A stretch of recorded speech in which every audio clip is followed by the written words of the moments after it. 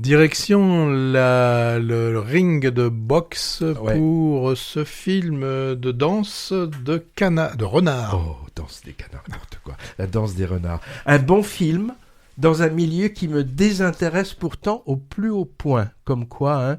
Le milieu en question, c'est celui de la boxe. Après le basket dans le rêve américain, le ping-pong avec Marty Suprême, le tennis dans Il Maestro, aussi à l'affiche en ce moment, voilà la boxe. Alors, Moi j'attends un film sur le curling.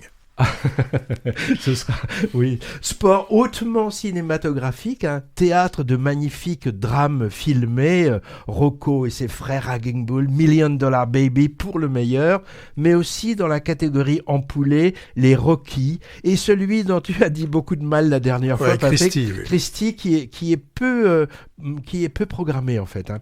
Alors dans la danse des renards, moi j'ai vu cet environnement particulier du noble sport, hein, on appelle ça le noble sport, la boxe. Comme on dit, le prétexte à une belle tragédie, très bien écrite, filmée et interprétée, avec une montée en puissance que j'ai trouvée très forte, et surtout une étude de caractère passionnante, hein.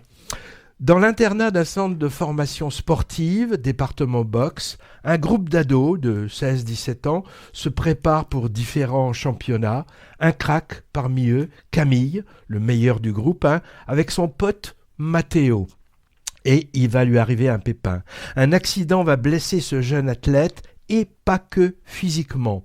On va assister à une perte de mojo, comme on dit, hein, et on sait bien que dans le sport de haut niveau, tout est dans le mental, paraît-il. Alors je parlais de tragédie, ici tragédie d'amitié trahie, par exemple, et tragédie de remise en question de ses rêves.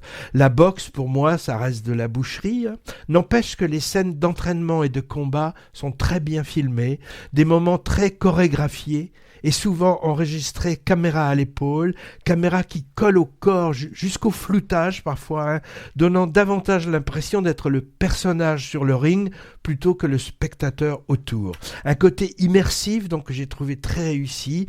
Il y a vraiment un élan, un dynamisme dans ce film qui colle parfaitement au sujet. Bon, on trouve aussi quelques éléments autour du sujet principal qui n'apportent pas grand-chose, comme cette histoire de renard qui donne son titre au film.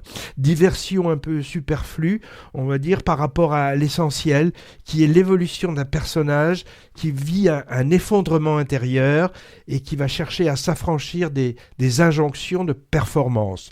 Le portrait d'un passage à l'âge adulte, finalement, hein. Un film qui questionne aussi la virilité adolescente normative, voire le masculinisme, sujet ô combien d'actualité.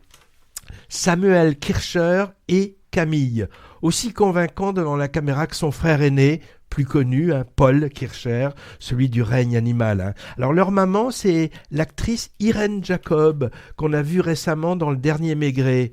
Donc encore soupçon de népotisme, hein, Patrick, hein. Ce cadet Samuel est apparu la première fois en 2003 dans L'été dernier de Catherine Breillat, avec pour partenaire Léa Drucker en prédatrice de son beau-fils qui l'interprétait.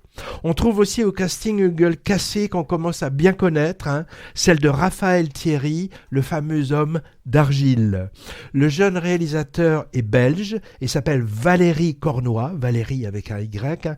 Il dit avoir utilisé sa propre expérience d'une formation en section sport-études et d'autre part, il a été travailleur social pour écrire son premier long-métrage après 2 cours remarqués. Présenté à la dernière quinzaine des cinéastes à Cannes, sa danse des renards, il y a aussi eu une récompense, je ne sais plus laquelle maintenant. À l'affiche, le 18 mars, avec succès, je souhaite.